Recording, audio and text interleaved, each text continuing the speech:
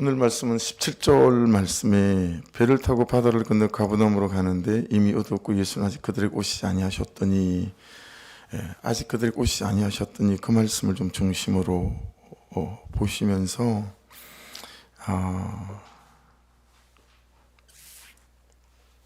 29절 말씀 예수께서 대답하여 이르시되 하나님께서 보내신 이를 믿는 것이 하나님의 일이다. 그 두 구절 말씀 중심으로 좀 묵상을 하시게 되면 우리 각자에게 주시는 하나님의 메시지가 있겠다 싶습니다.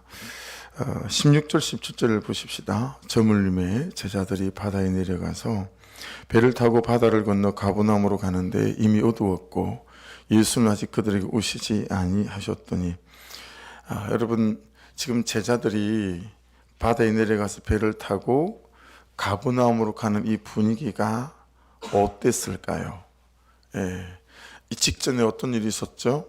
오병이의 기적이 있었잖아요, 그렇죠? 그래서 아마도 여러분 아무 말도 안 하고 입 꾹 닫고 그들이 이 지금 배를 타고 가고 있거나 아니면 뱃머리 한쪽에서 수근수근하고 원망하고 불평하는 이런 말들이 있지 않았을까? 이보시기에 베드로, 예수님께서 굳이 이렇게까지 하실 거 있나? 얼마나 좋은 기회야. 그 많은 사람들이 몰려와서 예수님을 임금님 삼겠다고 난리인데 그냥 못 이기는 척하고 그럽시다. 그 한마디만 하면 될 것을 아니 이렇게까지 하실 게 있나? 여러분 아마도 그러고 이 배를 타고 있는 제자들이 대다수가 아니었을까? 이제 겨우 고생 끝 행복이다 싶은데 이 하늘이 준 기회에 예수님 당신께서는 여러분 마가복음, 마태복음, 누가복음 이 오병이어는 사복음서에 다 기록이 되어져 있어요. 예수님이 일으키신 기적들마다 어떤 복음서에 세 군데 기록되어 있고 한 군데 빠지고 막 이렇거든요. 근데 이 오병이어는 사복음서에 통일하게 기록이 다 되어져 있어요. 그래서 마태복음이나 마가복음이나 누가복음을 보면 이제 예수께서 오는 병자들마다 다 고치는 그런 이제 표적을 보고 예수님을 찾아오잖아요. 뭐 구름대 같이 19세 이상 남자만 5천 명이었으니까 몇만 명이 된다고 보는 것도 아니겠어요? 그러고 왔는데 세상에 보리떡 5개하고 멸치 같은 생선 2마리를 가지고 5천 명을 먹이신 걸 보고는 구약에 그렇게 메시아가 오실 것이다, 메시아가 오실 것이다 한 그분이 이분 맞구나 그런 생각이 들었던 거죠. 그래서 예수님을 임금님 삼겠다고 난리가 났어요. 근데 그런 군중들의 막 추종을 마치 전염병이라도 되는 것처럼 여러분 마태복음, 마가복음을 보면요 즉시란 단어를 썼어요. 그리고 재촉하사 이런 단어를 두 군데 다 동일하게 썼어요. 막 즉시 막 재촉하더니요 제자들을 막 배에다 태우셔가지고는 막 얼른 군중들로부터 떼어내는 거예요. 마치 무슨 전염병에서 격리시키듯이 말이에요. 막 임금 삼겠다는 그 군중들에게서 떼어내가지고는 배를 태워서 보내시고 예수님은 산으로 기도하러 올라가셨더라 라고 하는 거죠. 코로나가 한창일 때 저하고 아내하고 코로나에 걸리면 당장 예배를 인도를 못 하잖아요. 엄청 유난을 떨었어요. 그래서 아이들이 방에서 이제 코로나 걸리면 방에서 아예 거의 뭐 나오지를 못하도록 모든 그릇을 일회용으로 다 써가지고요. 그냥 똑똑해서 딱에서 딱 집어넣어주고 거기서 나오는 모든 그릇은 전부 다 그냥 쓰레기통에 다 담아가지고 따로 다 버리고요. 교회 방역기를 가지고 하루에 몇 번씩 집을 방역을 했어요. 혹시라도 애들이 나와서 화장실을 갔다 오면 화장실 갔다 온 그 그릇을 그대로 쫓아다니면서 방역을 다 하고요. 정말 유난을 떨었어요. 그렇게 유난을 떨면서 막 나나 아내가 코로나에 걸리지 않으려고 애를 많이 썼거든요. 여러분 그런데 코로나보다도 10배, 100배는 더 무섭고 전염도 잘 되는 게 뭘까요? 이 세상이 고함치는 소리예요. 여러분이 옆집 아줌마한테 듣는 소리, 여러분의 자녀의 그 친구의 엄마로부터 듣는 소리, 특별히 그 아이가 공부를 잘하는 아이거나 또는 부족했는데 어떤 학원 또 어떤 뭐 선생님을 만나서 애가 굉장히 놀라운 변화가 있거나 성적이 올라갔거나 또는 어떤 아파트를 샀는데 그 아파트가 갑자기 막 가격이 올라갔거나 하여튼 이런 소리를 듣는 거 이게 세상이 고함치는 소리잖아요. 이게 여러분 코로나보다도 10배 100배 훨씬 더 접념이 잘 돼요. 그리고 여기에 너무 잘 접념돼요. 이 세상이 떠드는 가치 있잖아요. 세상이 떠드는 가치. 우리는 알게 모르게 여러분 세상의 소리 끝에 매달린 꼭두가시처럼 산다. 여러분 목회도 그렇습니다. 이 목사도요 얼마나 교회가 부흥되는 걸 보고 싶겠어요. 그러니까 그냥 어디서 이런 소리하고 저런 소리 하면요 막 귀가 솔깃해서요. 이러면 될라나 저러면 될라나 막 이런 거 있거든요. 그러니 뭐 100번 공감하죠. 여러분이 제가 이 세상이 사람들이 떠드는 이 소리 이건 여러분 코로나보다 훨씬 더 점령되기 쉽고 이게 꼭두가시인 거예요. 그래서 여러분 제가 이게 너무 좀 깨닫는 바가 있어서 한 12,000원짜리 되는 꼭두가시 하나를 내가 쿠팡으로 주문을 했어요 어제. 예. 여러분 꼭두가시 아시죠? 이렇게 딱 실이 연결되어져 가지고 위에 실로 이렇게 하면 팔이 움직이고 이렇게 하면 다리가 움직이고 막 실에 매달린 대로 막 이렇게 꼭두가시가 춤을 추잖아요. 세상이 고함치는 소리, 세상이 떠드는 가치관에 따라서 우리가 막 춤을 추는 거예요. 이리 갔다 저리 갔다. 말씀의 중심 이런 게 없는 거죠. 그러니까 예수님이 임금 삼겠다고 이 군중들이 몰려와 가지고 이러니까 예수께서 즉시 재촉하사 이 군중들의 외치는 소리하고 막 격리시켜서 얼른 제자들을 배를 태워서 보내버리고 예수님은 여러분 산으로 올라가서 그냥 하나님 앞에서 딱 군중들의 임금 삼겠다는 소리를 차단하고 기도하시는 거예요. 참 여러분 이게 여러 가지를 깨닫게 하는 거예요. 야 진짜 내가 꼭두가시 같을 때가 많은 것 같다 라고 하는 거죠. 여러분 그렇지 않아요? 말씀의 중심을 가지고 제가 잘 서 있어야 되는데 그렇지 않아요? 막 뭐 이런 소리 저런 소리 이런 소리 들리면 거기에 감정이 상하고 격분이 되고 그럼 이렇게 바꿔야 되나 저렇게 바꿔야 되나 막 말씀을 따라가는 중심이요 그냥 갈짓자를 걷는 거예요. 막 이 사람 생각에 맞추고 저 사람 비유에 맞추고 막 이러다 보니 이게 교회가 뭐 방향이 없는 거죠. 그런 여러분 참 교회가 저나 여러분이 가정에서도 마찬가지고 이 말씀을 따라 걷는 이 걸음이 너무 중요하겠다라고 하는 것을 깨닫게 되어지잖아요. 그러니까 여러분 돈이 있어야 되죠. 진짜 돈 필요하지 않습니까? 여러분 우리가 행복이 있어야 됩니다. 그렇죠? 우리 행복이 얼마나 필요합니까? 인정도 받아야 되고요. 여러분 우리가 인정 없이 어떻게 살겠어요? 성공도 있어야 되죠. 그렇죠? 여러분들일수록 예수 믿는 사람들일수록 더 여러분 성공이 있어야 되지 않겠습니까? 자 그런데 그것이 이유가 되고 그것이 결론이 되고 그것이 이제 목적이 되면 그때부터 이제 우리가 이제 문제가 생기는 거죠. 그렇게 되면 여러분 인정받는 것도 성공도 돈도 다 우리를 망하게 하는 점령병 같은 거다.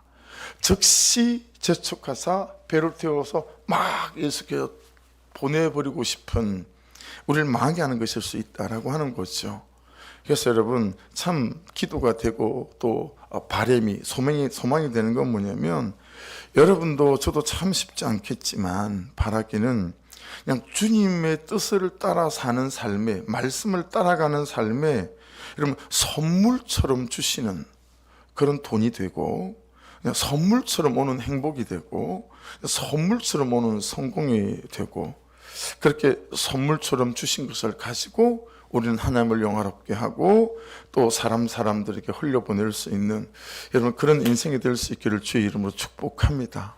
예, 그게 참 맞는 것 같아요. 그죠? 그러니까 생각해 보셔야 됩니다.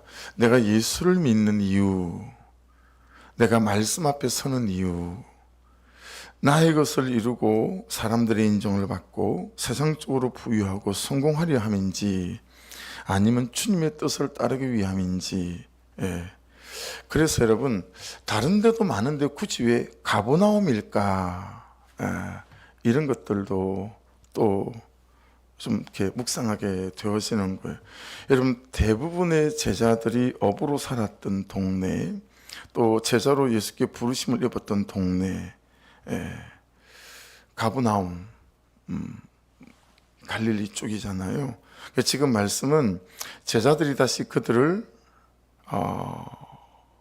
예수께서 부르신 부르심, 또 그들을 향한 하나님의 부르심이 무엇인지 살펴야 된다라고 이제 말씀하시는 거죠. 저하고 여러분도 마찬가지고요. 그래서 야, 처음에 니들을 지금부터는 생선 잡는 어부 말고 사람을 낚는 어부가 되게 할 거야 라고 부르시지 않겠어요? 근데 그 처음 사랑, 그 처음 부르심, 이런 거 여러분 이제 다 잊어버리고 예수께서 이러시는 기적들을 보고 사람들이 막 쫓아와서 임금 삼겠다고 하니까, 야, 조금만 더 고생하면 이제 예수님 우편에서 내가 뭔가 한 자락 하겠구나. 그러니 여러분, 예수님 제자의 어머니들도 예수님한테 몰래 살짝 찾아가서 청탁하잖아요. 우리 아들 예수님 이 다음에 오른편에 좀 세워주세요. 막 이러는 거 아니겠어요? 그러니까 어느덧 그 예수님 옆에 있으면서 첫 사랑도 첫 부르심도 자꾸 되새되어져 가는 거죠. 네.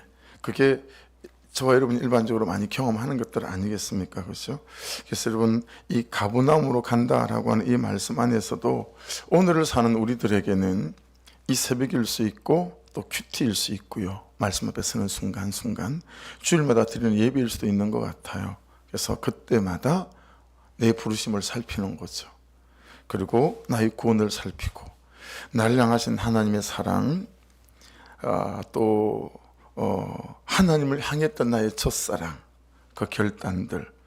그래서 처음 그 자리로 나를 갖다 놓는 거예요. 예배 드릴 때마다 처음 그 자리로, 처음 나를 부르셨던 그 자리로, 내가 처음 사랑했던 그 뜨거웠던 때, 하나님, 제가 골고다 언덕이라도, 여러분, 제가 그러면서 신학하지 않았겠어요? 그렇게 하기 싫었던 신학, 5년 가까이 도망 다녔던 신학, 그러면서 어쩔 수 없이 두 손 두 발 다 들고 항복했던 그때 그 자리, 그 자리에만 저를 항상 갖다 놓을 수 있다면, 여러분, 제가 싹구 목사는 되지 않지 않겠어요? 그죠? 여러분들도 항상 처음 그 자리에 여러분을 잘 갖다 놓을 수 있기를 주의 이름으로 축복합니다. 근데 자꾸 딴 생각을 하는 거예요. 우리가 딴 마음을 품는 거죠. 예. 그런 면에서 여러분, 자꾸 우리가 예수님을 믿으면서 자꾸 뭘 더 하려고 하잖아요. 그죠? 이것도 막 더 하고 이것도 더 하고. 근데 참 그런 것보다는 나에게 덕지 달라붙어 있는 거, 이런 것들을 떼어내고, 그리고 잘 씻어내는 것들이 10배는 더 중요하겠다. 큐티할 때마다, 예배할 때마다 막 붙어 있는 거 좀 떼어내고, 그죠? 좀 예수님의 보혈로 씻어내고, 그래서 정갈하게 깨끗하게 처음 아주 단순하고 단출했던, 소박했던 그냥 그 마음을 가진 그런 나를 잘 씻어서 하나님 앞에 이렇게 내어놓는 것이, 이게 참 값지겠다라고 하는 것이니, 자꾸 없다 안 된다 하며 여러분 자꾸 뭘 갖다 더 하는 신앙생활보다는, 여러분 그냥 말씀으로 예수의 보혈로 은혜로 자꾸 씻어내어져서 참 소박하고 단순하고 단촐한 그 하나님을 향한 그냥 그 가난한 마음, 그 간절한 마음으로 서 있는 나로 잘 세워놓기만 한다면, 여러분 하나님께서 우리를 쓰시기도 참 너무 좋고, 또 우리가 하나님의 뜻대로 쓰임받기도 참 좋은 사람이 될 줄로 믿습니다. 그런 작업이 오늘 말씀 안에서는 또 우리가 되어져야 되지 않을까 깨닫게 되어서요. 18절 보시겠어요? 큰 바람이 불어 파도가 일어나더라. 우리가 자주 겪는 일이지요. 예. 이렇든 저렇든 예수님의 뜻을 따라가는데 큰 바람이 불었어요. 그리고 파도도 일어났어요. 여러분, 오병이어 기적이 일어난 곳이 어디죠? 벳세다이죠. 그렇죠? 근데 지금 어디로 가고 있습니까? 가버나움으로 가고 있습니다. 근데 여러분, 지도를 한참 좀 찾아봤어요. 이게 왜냐면 이 정보가 좀 달라요. 이게 마가복음에도 6장에 똑같이 이게 나와요. 오병이어가 마가복음도 6장이고 요한복음도 6장이잖아요. 근데 마가복음에 보면 가버나움이 아니고 벳세다로 가라고 그러세요. 이게 지명이 좀 달라요. 이게 뭐야, 성경에 오류가 있나 막 싶어가지고 막 이거 살피느라 시간이 한참 걸렸어요. 막 여기도 찾아보고 저기도 찾아보고 또 지도를 찾아보고 이제 막 그런 거죠. 근데 벳세다는 지명이 두 군데이더라고요. 그래서 오해가 풀렸어요. 근데 여러분, 오병이어 기적이 일어난 곳이 벳세다거든요. 근데 지금 어디로 가고 있어요? 가버나움이죠. 근데 여러분, 지도를 보면 가버나움은 벳세다 옆 동네예요. 이게 무슨 얘기냐면, 금천으로 치면 여러분 건너편에 있는 한강을 건너야 되는 김포가 아니고 그냥 봉일천 정도 같은 곳이라는 거예요. 여기서 뭔가 깨달아지는 게 있는 거예요. 거리상으로는 이렇게 가깝진 않아요. 봉일천하고 금천 정도로 그냥 조금 더 멀긴 하지만, 그러니까 이런 거예요. 반대편으로 건너간 게 아니고 옆으로 간 거예요. 이해되세요? 하나님께서 저와 여러분에게 말씀하실 때 이거 아니다, 그러니 그 반대편에 있는 저거다 라고 말씀을 하시는데, 우리는 그러면 강을 건너서 말씀하시는 그 길로 가야 되는데, 그 길로 앞으로 안 가고 우리가 어떻게 가냐면 옆으로 가는 거예요. 바닷가의 개처럼 옆걸음으로 가는 거죠. 옆걸음으로. 참 임금 만들겠다는 저 군중들의 저 추종을 뿌리치긴 그렇다고 또 안 가기는 또 그렇고, 가긴 가는데 앞걸음으로 가는 게 아니라 뚜벅뚜벅 옆걸음 치는 거죠. 옆걸음 치는 거예요. 순종도 아니고 그렇다고 안 순종도 아니고, 불순종도 아니고 그렇다고 안 불순종도 아니고, 이게 긴가, 이게 누가 봤을 때는 그냥 이게 제대로 표가 안 나는 거예요. 여러분, 이게 어떤 의미인지 이해되시죠? 말씀이 말씀하시는 게 뚜렷하고 명백해 보이는데, 그 말씀이 말씀하시는 그곳으로 그냥 가기는 아쉬운 거예요. 불편한 거예요. 그래서 바닷가의 개처럼 옆걸음으로 그냥 적당히 옆으로 가는 거예요. 옆걸음으로. 예.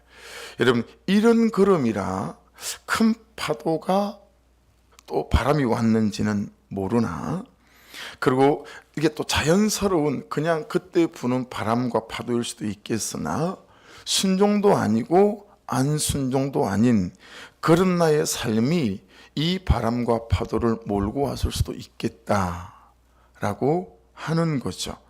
갈릴리 바다의 자연은 그냥 자연스러운 바람과 파도일 수 있지만, 신앙생활과 삶에서의 옆걸음은 필연적으로 큰 바람과 파도를 가지고 온다는 사실을 우리가 경험적으로 아시죠.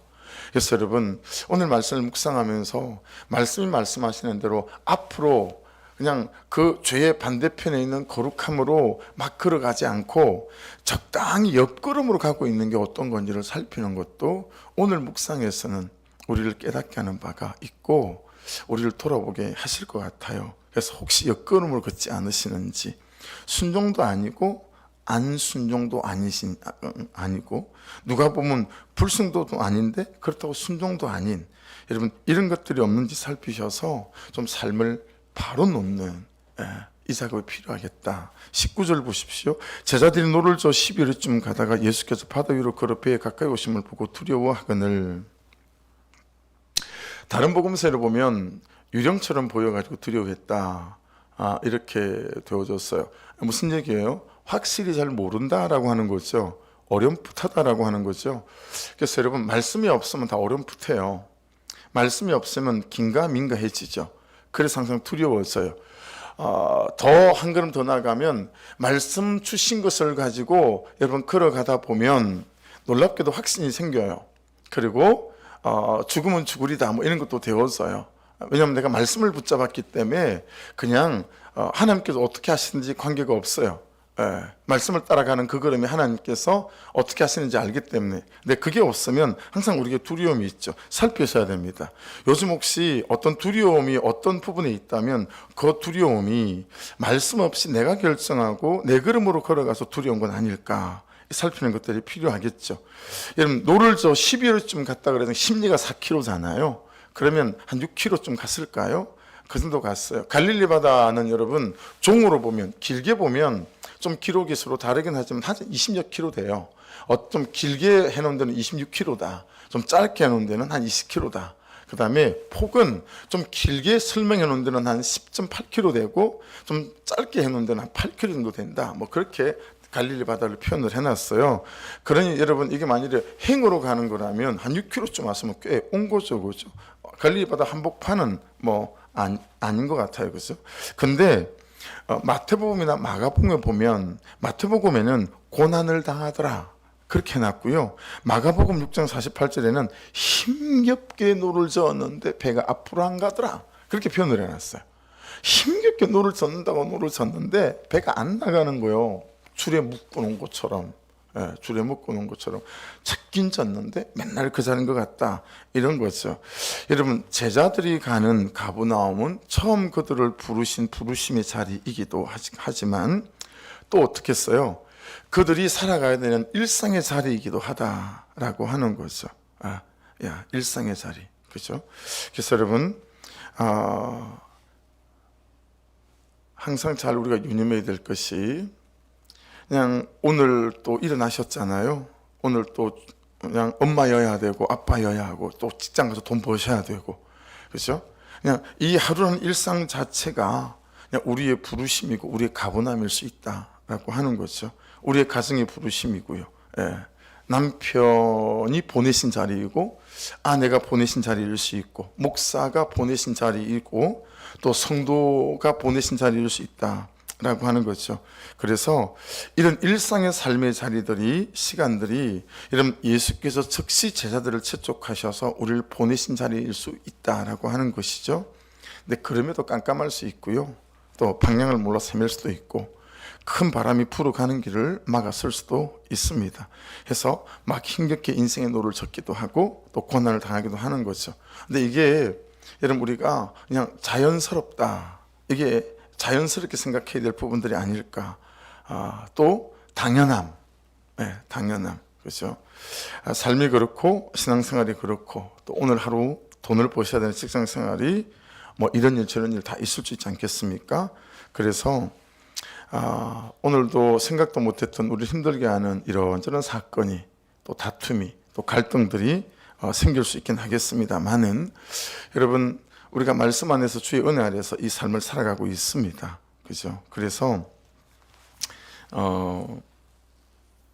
예수께서 배를 타고 오지 아니하시고 막 힘겹게 노를 젓고 있는데 무리를 걸어서 오시는 이런 것들을 보면서 그냥 우리가 이제 이 말씀을 좋게 선하게 해석하면 그런 거죠.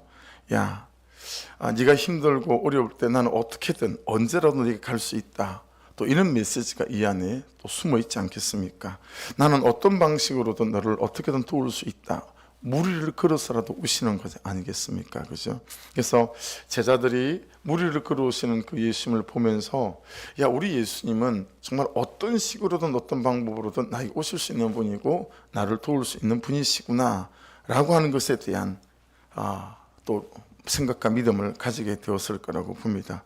그래서 저물매 제자들이 바다에 내려가서 배를 타고 바다를 건너 가버나움으로 가는데 이미 어두웠고 예수는 아직 그들에게 오시지 아니하셨더니. 그래서 여러분 성경이 되게 어두웠고 노를 젓는데 앞으로 나가지도 않고 그런 것들을 말씀하시면서 예수는 아직 그들에게 오시지 아니하셨더니 이걸 우리에게 강조하시는 것 같다라고 하는 것입니다. 너의 힘겹게 노젓는 너의 삶 속에 예수님은 오셨는가? 그래서 혹시 여러분 우리가 힘들어하는 갈등 또 어떤 부족함 이런 것을 좀 이렇게 꺼내 놓으시고 이 문제 속에 예수님이 오셨나 또 이 염려 속에 예수님은 오셨나 라는 것들을 살펴보게 되면 또 말씀 안에서 주님 이 사건 속에도 오셔서 주님께서 예수님께서 오셔서 이 사람들이 바로 배로 영접한다 라고 하는 거 아니겠어요? 그리고 평안해졌다, 파도도 바람도 잠잠해졌다 라고 하는 것이니 여러분 그 예수를 또 내 삶으로 이 새벽에 잘 좀 초대하고 초청하는 그런 은혜가 있기를 주의 이름으로 축복합니다. 아이들을 키울 때 여러분 굉장히 큰 역할을 하는 게 가짜 젖꼭지잖아요. 아이들을 넷을 키워보니까 이게 큰 역할을 해요. 계속 뭐 모유를 먹이든 분유를 먹이든 그냥 계속 분유병을 물려놓을 수 없으니까 이제 먹이고 있다가 다 먹는다 싶으면 가짜 젖꼭지를 탁 물리잖아요. 그럼 막 오므로 뭐 가짜 젖꼭지를 막 진짜 젖꼭지를 막 물다가 그러고 잠을 자고 하는 거 아니겠어요? 혹시 우리가 예수가 아니라 여러분 각자 젖꼭지를 물고 살면서 쏟고 살아가고 있는 것은 아닐까 묵상이 되더라고요. 이런 거 아니겠어요? 남편의 부드럽고 따뜻한 말 한마디 참 필요한 것이지만 이게 본질적이고 근본적인 게 아니잖아요. 그 남편의 부드럽고 따뜻한 말 한마디가 없으면 나는 언제든지 달라질 수 있는 거잖아요. 가짜 젖꼭지죠. 근데 예수 그리스도가 내 심령 안에 온전히 자리하고 계시면 그냥 그가 그렇게 말하지 않더라도 내가 그를 받아낼 만한 은혜가 있는 거 아니겠어요? 아내의 살뜰한 챙김, 우리는 있고 없고에 따라서 내가 울그락불그락 한다면 이거 여러분 가짜 젖꼭지일 수 있는 거 아니겠어요? 그렇죠? 이 겨울에 찬바람이 아무리 불어도 끄떡없는 두툼하고 따뜻한 외투 하나 뭐 이거 있으면 걱정이 없는 거죠. 여러분 이런 것들도 꼭 필요한 것들이지만 이런 것들이 가짜 젖꼭지 역할을 해서 정말 필요한 예수 그리스도 그분을 내 마음에 초청하는 일은 좀 두 번째, 세 번째 문제가 되어지게 되고 다른 것들로 나의 안정감 삼고 평안함 삼을 수도 있겠구나. 이런 게 깨달아지는 바죠. 그래서 여러분 오늘 하루 여러분의 삶의 어떤 영역에서든지 정말 예수 그리스도를 초청하시고 그분을 영접하시는 은혜가 있기를 주의 이름으로 축복합니다. 요한복음 오늘 20절에는 내니 두려워하지 말라 그러시고요. 마태복음 14장 27절에 이 부분을 안심하라 나니 두려워하지 말라 그러시고요. 마가복음 7장 50절에는요. 안심하라 내니 두려워 말라 그렇게 말씀하세요. 그래서 여러분 가짜 젖꼭지 말고 정말 예수 그리스도가 여러분의 심령과 우리의 삶의 사건 속에 오셔서 그분을 그 사건마다 영접해 감으로 정말 안정감 있는 또 주께서 해결해 주신 은혜 가운데 설 수 있기를 주의 이름으로 축복합니다. 고난이지만 힘겹게 노를 저어가야 되는 만만치 않은 갈등과 아픔이 있는 예수님이 쫓아보내신 부르심의 자리 보내심의 자리이지만 예수가 오셔서 주장하셔야 된다라고 하는 것입니다. 그래서 날씨도 마음도 춥지만 믿음으로 좀 심령의 문을 여시고 현관의 문을 여시고 그래서 무리를 내달려 오시는 그 예수님께서 무리를 내달리고 공중을 날아서 정말 우리의 삶 앞에 우리의 현관 앞에 서 계심을 믿고 좀 초청하시는 은혜가 있기를 주의 이름으로 축복합니다. 그래서 요한계시록 3장 20절 말씀이 오늘 새벽에는 그냥 은혜가 되는 것 같아요. 볼지어다 내가 문 밖에 서서 두드리노니 누구든지 내 음성을 듣고 문을 열면 내가 그에게로 들어가 그와 더불어 먹고 그는 나와 더불어 먹으리라. 할렐루야. 그 예수가 여러분의 삶에 잘 초청되시기를 주의 이름으로 축복합니다. 그래서 21절을 보십시오. 이에 기뻐서 배로 영접하니 배는 곧 그들이 가려던 땅에 이르렀더라. 할렐루야. 그냥 예수님을 영접했더니 여러분 그 안 나가던 배가 그들이 가려던 땅에 잘 도착했대요. 그렇죠? 우리를 돌아보게 만들죠. 29절을 가보십시오. 예수께서 대답하여 이르시되 하나님께서 보내신 일을 믿는 것이 하나님의 일이니라 하시니 우리에게 가장 중요하고 큰 일은 28절이 물었어요. 그들이 묻되 우리가 어떻게 하나님 일을 하겠습니까? 그랬더니 예수님께서 이리 대답해 주신 거예요. 야, 하나님께서 보내신 일을 믿는 게 하나님의 일이다. 지금 님들 눈앞에 있는 예수를 믿는 게 하나님의 일이다. 그렇게 말씀해 주셨습니다.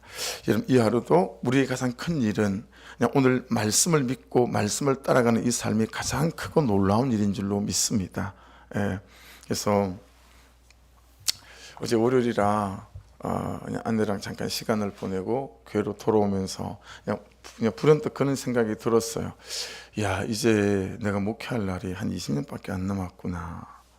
그렇게 그냥 투정 겸 넋두리 겸 이 20년 동안 내가 한 게 없네. 그랬더니 참 깨달을 만한 말을 아내가 하더라고요. 모세 40년이라고 생각하세요. 광야 40년 동안 모세가 있으면서 야 내가 40년 동안 뭐 했나 막 그랬을 거 아니겠어요? 근데 그 40년이 없었다면 호렙산 떨기나무에서 하나님께서 모세를 부르시는 일이 있었겠어요, 그죠? 그러니까 또 소망이 되더라고요. 여러분 참 내가 지금까지 뭐 했나 싶을 수 있지만 왜 이렇게 노를 쓴 듯 안 가나 싶을 수 있지만 여러분 그 삶이 지금까지 있었기 때문에 오늘 다시 예수님께서 우리 인생의 배에 이렇게 딱 올라주시면 또 그 예수님 때문에 그렇죠? 또 그 땅에 도착하게 되어질 줄로 믿습니다. 의기소침하지 마시고 주눅들지 마시고 여러분 세상에 고함치는 소리에 막 꼭두각처럼 사는 내 모습 잘 좀 들여다보시고 다 끊어내시고 떼어내시고 씻으셔서 처음 그 자리에 나를 다시 반듯하게 잘 갖다 놓으시기만 하신다면 예수께서 우리를 인도하시고 주장하셔서 좋은 삶의 자리로 이끌어 가실 줄로 믿습니다. 기도하겠습니다. 말씀 붙잡고 기도하시고 어제 새벽에 고재영 교사님 또 발이 접질려 오셔가지고 한 4주 깁스를 하고 계셔야 될 상황인가 봐요. 붙어야 될 거 또 인대가 좀 늘어나서 인대가 좀 오래 걸리잖아요. 제자리를 잘 찾을 수 있도록 기도해 주시고 김신혜 집사님 어제 8시 기도회에 오셔서 한 주간 동안 같이 기도하기로 하셨거든요. 참 의지가 잘 발동되지 않는 또 그런 정상 아니겠습니까? 우울증이 그렇죠. 기도해 주셔서 한 주간 동안 저녁마다 오셔서 함께 기도하면서 정말 주해 주시는 성령 역사들로 또 우리 집사님 회복될 수 있도록 인도하여 주옵소서. 더불어 기도해 주시고 이번 주일날 입원하셔서 월요일날 수술할 권혁철 씨, 송기부 집사님 남편을 위해서도 또 미리 중보로 함께 주시길 부탁을 드립니다. 우리 주여 한번 부르고 같이 기도하십시다. 주여 하나님 감사합니다.